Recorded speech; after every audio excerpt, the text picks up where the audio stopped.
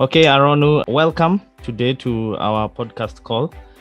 So maybe we can start by you telling us, who you are and about your journey so far. Yeah, okay. Thanks, David. So, yeah, my name is Ugochukwu Aronu. I'm a software engineer. I'm based in Nigeria. I'm the founder and the CEO of Xend Finance. So, my background is in engineering. I've been building on the blockchain for close to 4 years now. And I've actually worked on multiple projects in the blockchain space.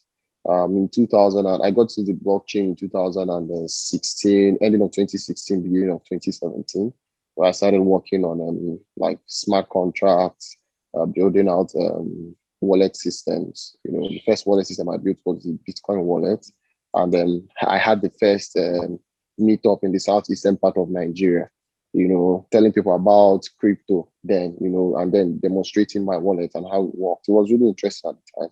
Yeah, so I studied here in Nigeria. I've been in Nigeria almost all my life, So yeah, so that's a little bit about my background. Yeah. All right. Can you just maybe tell us some of those projects that you're involved in a bit earlier before, you started your latest project? Okay, yeah. So one of the things I've worked on is I've worked on games. I've worked on games that I even run on the blockchain. I've worked on different projects, Web 2.0 projects. That is non-blockchain projects. I've built um, projects for software for like banks, for schools. We built softwares like there's a peer-to-peer internet sharing platform I built in the past. It's blockchain related as well. I've also worked on different payment services that actually leverage my Bitcoin wallet as the payment gateway. So, of course, on the wallet I built, I actually added more cryptocurrencies like Ethereum, more ERC20 tokens. So some startups actually plug into it to help them process payments, so they don't need to bother themselves about managing wallets and all that. Yes. So these are some things I've done in the past. I've worked on a couple of projects, here in Nigeria. We build things for people outside the country as well. So yeah, these are like very interesting things. Even building a decentralized storage application running on interplanetary file systems. That's IPFS or popularly known as Filecoin. Yeah. So there's a lot we've done. We also work on like hardware building, like firmwares and all that stuff. Yeah, so there's a lot of things that we do. And personally, I'm an engineer, so I focus mostly on engineering. And that's really fun. Yeah. But obviously, I think one of the things you're known for is your latest project, the Zen Finance project. Zen Finance. Yeah. So maybe you can tell us a little bit about, what you're doing there, how the project got started, and, the kind of problem that you're solving with the new project. Okay, so yeah, Zen Finance actually is a decentralized finance platform for cooperatives and credit unions that enables them to earn multi levels of interest. Okay, and then we've actually created this platform really to solve the problems faced by people who are financially underserved and who are living in developing or possible economies. Like mostly you find in Africa, and then let's say some parts of Asia and in some other regions of the world. So the main aim of Zen Finance is to aggregate multiple lending protocols and then enable people who don't even understand anything about cryptocurrencies, right? And who face steady devaluations, people who don't really have access to very good financial services to be able to earn very good interest, earn like double digits in interest annually, and also do that in a stable currency, okay, which is pegged to the US dollar. So the reason we actually started working on Zen Finance was because we looked. I'm based in Nigeria. Nigeria has faced multiple devaluations in the last 3 to 5 years. I think we've gotten over 3 devaluations of our currency. It's crazy. We've had people saving, for a very long time, and they just they'll get to realize that all the money they've saved are actually not valuable anymore. They've actually lost value by saving in the local currency. So that's very bad. And it's not as if things are looking at getting better, especially when it comes to the local currencies, the fiat currency. So I thought about it, and I also belong to like some cooperatives, and majorly most cooperatives and credit unions here in Nigeria and other parts of Africa. What they do, they bring their money together, they save it, or they invest in, let's say, real estate or treasury bills, bonds, and all that. But the returns from all those investment instruments are actually very low, or most of the time is less than even 3%. And then the problem again is that these investments or these savings are done in the local currency, which over the years lose value. Now, looking at that problem, it's a major problem. It actually discourages people from saving, it discourages people from trying to make investments in the country. Now, people are now looking out for ways to, invest in the international money market, ways to protect their assets from devaluation. But even if you try to do that, the way the financial systems are set up, the existing traditional financial systems, the way they are set up will actually not allow you to do that easily, right? Because you need to go through banks, you need to have different accounts, have so much paperwork. And most times people that actually face these real problems, that's the low income earners, people who belong to these cooperatives, who belong to these credit unions, who really need this help, right? They are unable to go all through that paperwork. They're unable to afford to do those things. That's why we started thinking of a way, a means to be able to bypass or not even bother about the middlemen, the banking system, and give these users direct access to the global money market. And by leveraging DeFi, we were able to achieve this, right? And that's why we started working on Zen Finance, seeing what was happening with decentralized financial space. It was really amazing. And we saw that this was a huge opportunity to get into the decentralized financial space and also help people, right? Which is the main aim. We want to get into this space and help these people to solve their problems, to give them access to a global money market where they don't need to worry about steady devaluations. Their savings are pegged or tied to the US dollar, and then they earn interest, mostly double digits every year. So it's something that is great for them. So this is what really drove us to build Xend Finance. And yeah, this is the problem we're actually solving.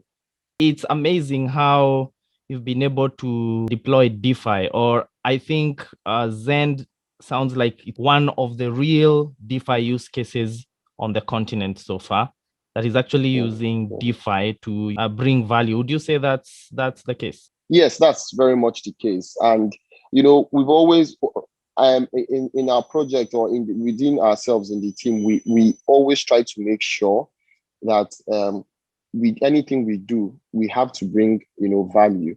It's not really about the noise or maybe the hype that comes with crypto. It's all about value. What's the underlying value, you're bringing to people? Because at the end of the day, noise and hype will fade. Now, what matters or what will stand or what will remain is the value that you're really offering to people. So if you're not offering any value to anyone from day one, it becomes a problem. So that is one of the things we really thought about and try to make sure that we put value first, right, in building this project. And that's what we've been able to achieve. So yes, we're actually the first DeFi-based project from Africa and also bringing real value to people. Yeah. All right. Now, I know that you also have a Xend token within the ecosystem. Maybe you can tell us, how does the Xend token work within, the Xend Finance ecosystem? Okay, awesome. So basically, the Zen token is a native token, right, that operates or helps to power the Zen Finance protocol. Now, what it does for people is this. The first thing we do with the Zen tokens is actually rewarding people for using the protocol. Now, you realize that this protocol is something that is new. It's something that people are not very used to. So one of the things we've tried to do, one of the things we've tried to achieve, right, is to have a way of incentivizing people when they use our protocol. And that's what one of the major functions of the Zen tokens. So for example, we have multiple saving strategies and operations, right, on the Zen Finance protocol. And how people actually get incentivized is when say, for example, you save on the protocol, you have your funds locked in for a period of time, you now unlock some tokens, and those tokens are transferred to your wallet when you try to withdraw your funds, right? So he encourages people to use the different saving strategies we have on the Zen Finance protocol. So he also encourages people to become a part of the system. Another thing the tokens are used for is governance. So governance is where people are able to make votes, propose votes. Let's say there are some particular parameters governing the entire protocol, and people feel, oh, maybe these parameters should be changed to make things better. So people can vote. And with your tokens act as like a medium. It gives you it's like a criteria, right? A very important parameter. In fact, it's like the only parameter for you to be able to cast your vote.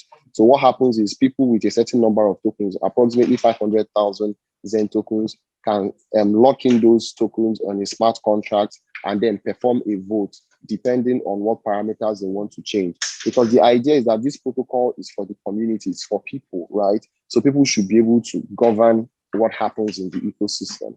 And then another thing is actually we're launching decentralized insurance. This is actually new.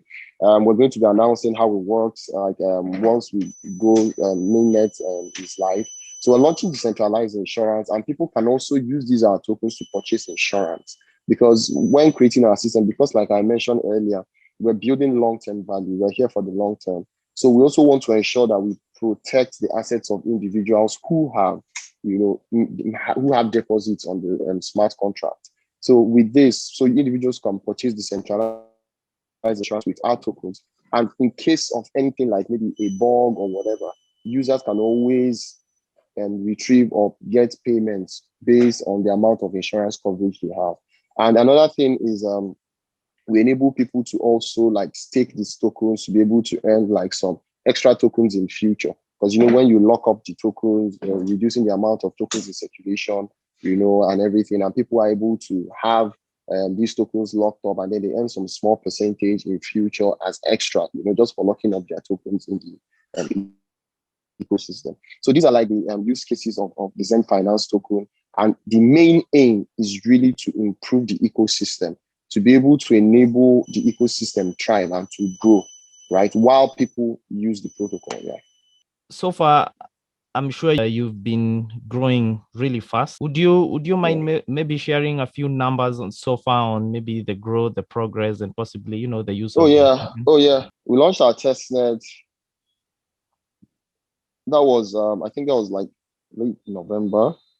So in less than 2 weeks, we had over 1,500 users from 75 countries, in the world. Okay. And so far we have our testnet still running. Numbers are like very great. We even launched like an ambassador program in less than 3 days. We've gotten over 250 applicants. And the idea of the ambassador program is to be able to enable us penetrate different regions of the world, have real people speak to their local environments or local communities about Zen Finance and the value we offer, right? So these numbers are things that have really driven us. Also, we did our strongholders offering, like public sale, and within the strongholders offering, we had over $144 million staked in order to purchase, our tokens, which was crazy because this happened in less than 3 days. We had over 3,000 applications, merit applicants, right? So these numbers actually show us that, okay, we're onto something really huge, and that the future is really bright for us because we're actually solving a real problem. And one of the things we're now trying to do is we're trying to go live by the end of this month, that's the end of March, as in launching our mainnet. Because one of the things we also were able to achieve this period is our audit. We had like a post showing that our audit has been done. It was done by the best in the business, which is CETIP. So our code audit has been completed, so we're ready to launch.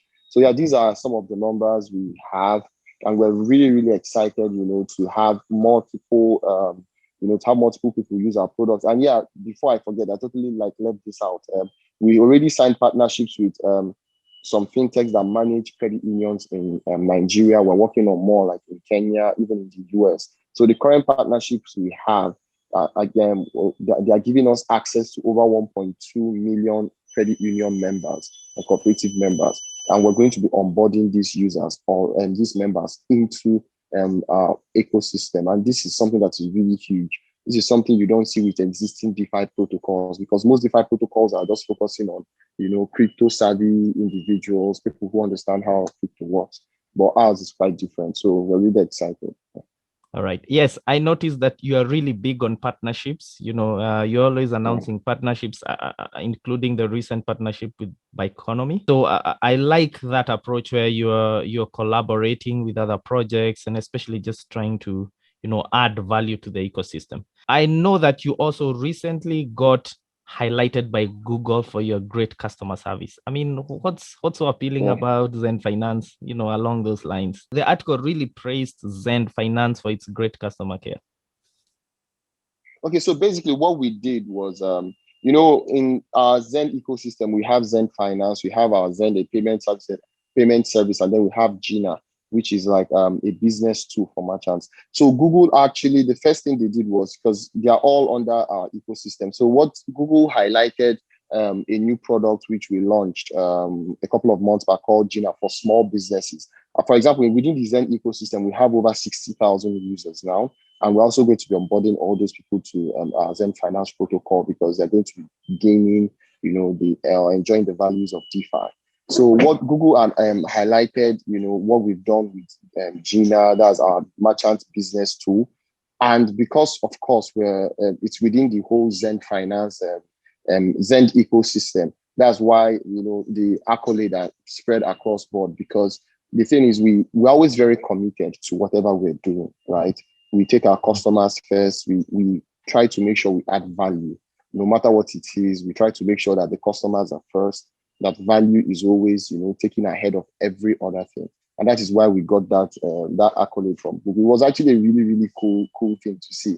It was a really cool thing to see. Yeah. So that personally stood out for me. You guys went out and beyond to actually offer value to your customers, money aside, offer value fast. And I think it really paid off really well. Let's move on to the building aspect of Xend Finance. I know that you've built Xend on top of Binance chain. Maybe you can tell us a little bit about that. What moved you to build on top of BSC, and what are some of the advantages that you've gained from doing that? Okay, yeah. So the reason we actually built on the Binance Smart Chain is one. So the Binance Smart Chain is EVM compatible. By that, like it enables you to write or to take existing code base that runs on the Ethereum blockchain and deploy it on the Binance Smart Chain without changing anything. Because the first version of Xend Finance we created was on the Ethereum blockchain. But we know that the Ethereum blockchain is plagued with some, problems like, high gas fees. That's like the major problem, especially when the network is congested. So, but Binance Smart Chain has solved that problem, because of their consensus. They have the proof of stake authority consensus algorithm, and which is really interesting. So it has helped with reducing gas fees, making transactions very fast. And, for us here in Africa, it's something that was really interesting to explore, because most people in Africa don't really have very high income, especially the kind of people we're targeting. So if you want these individuals to come on top of your protocol, it will only be natural for you to make it cheap for them to come on board. You don't want them to maybe a user wants to save about $100 and he's going to pay about $80 in gas fee. I mean, that's outrageous. That's too much, right? So you want a situation where someone wants to pay $100 and maybe pays about 10 cents in gas fee. I mean, it doesn't really exactly. So that's basically one of the reasons we chose the Binance Smart Chain, to build the second version of Xend Finance on the Binance Smart Chain. And that's where we have our testnet running. And it's been really great. So another thing we gotten from the Binance Smart Chain ecosystem or the Binance ecosystem is support. So Binance is really big on support, helping, they have a very huge community, so they even have grants for companies that build on the Binance Smart Chain and all that. So they provided a lot of support with help in the community, talking about the project, because it helps us get to a larger audience like really quickly. So those are the things we've been able to get from the Binance Smart Chain ecosystem. And it's been really great. We even have, I have some, I'm part of the Binance Smart Chain team. There's a roadshow going on in Africa. So I'm basically going to be speaking more on the development part of things, because Binance has this goal of having about 1,000 blockchain engineers from Africa. So it's part of my own contribution to the ecosystem to speak to people about developing on the blockchain, on the Binance Smart Chain, and the values of actually developing there and the advantages. So yeah, but the Binance Smart Chain has a really good use case, especially for people here in Africa. Yeah. All right, great. I mean, now speaking of development, yes, I did see you are part of the, Binance development tour, Smart Chain tour. Maybe also talk to us a bit about that. I mean, what's the future of blockchain development on the African continent? Okay, yeah. So I think Africa is, I feel Africa needs blockchain the most out of every other continent in the world, because of the way things are. Economies are unstable here. Things are not predictable in Africa. So it's always good for security and transparency.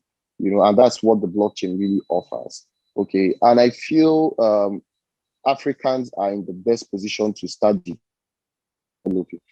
Like I started building on the blockchain over 4 years ago, and I realized something. Even between then and now, we've not really acquired. I think all the engineers, because everything engineering that we do at Xend Finance is done in-house. We don't outsource any engineering thing. But I realized that we don't even have that many blockchain engineers in the whole of Africa. Usually, when companies want to do something, one way or the other, it finds its way to me or to somebody that I know. You know, that kind of thing. It's not really all of them. Most of them, like if they don't find people who are free here in Africa, they can outsource, right? And most times you see the engineers are maybe in India, in the US. So there's a lot of work to be done. And there are so many blockchain startups springing up.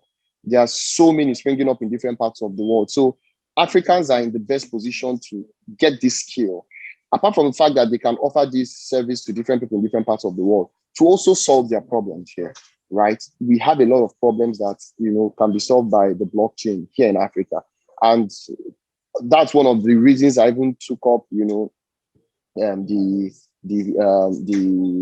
position of helping with the whole Binance Smart Chain development tour, for Africa, because for me, it's more like being able to develop the blockchain development ecosystem, because Africans mostly are consumers of technology, not producers of technology. But this way, that we have a chance now. The blockchain is something that is new. It's something that a lot of people have not even figured out. At times, people think, that they've gone so far. In the technology, it's still at the very, very tender stages. So Africa has an opportunity here to drive that growth. We have an opportunity to actually become, one of the frontiers, one of the people who are actually promoting, or who will be in the forefront of the blockchain development ecosystem globally, actually. So we need to get in now, and we need to start building. I personally feel we're already doing big on trading, right? We're already doing big on buying and selling of crypto, but we should actually even do bigger in building, because that is where everything basically lies. Yeah. In closing, maybe I can ask this last Okay. question. Obviously, been successful in building Xend, and obviously your experience in the space is quite valuable. What advice would you give to fellow African entrepreneurs who are also trying to build, trying to, be as successful as you are? So the thing is, one advice I'll give to developers or entrepreneurs here in Africa is, you just keep building, regardless of how difficult things might be. Like, things always take time. That is one thing I know. They always take time. Thank you so much, Aronu. I think we really needed to hear that advice, especially from someone who's been building for so many years. Sometimes it's easy to think that success is overnight, but we sometimes forget that behind the overnight success, it's years of building. And I think you're exactly. Yeah, I think you're a classic example of that. So again, we want to thank you so much for taking the time to talk to us. We really appreciate it. Thank you very much, David. Yeah, and we really look forward to seeing, Zen Finance grow bigger, and, make the rest of us in Africa proud. Thank you very much, David. I'm really happy to be on your podcast, and I hope, what gets out to everybody. And I'll really be happy to come back later in the near future, to talk about things we're doing. Super excited, and I hope things should get like really better and bigger. All right. Yes. Yeah. Thank you very much. We look forward as well. Thank you. All right. Thank you. Bye. All right.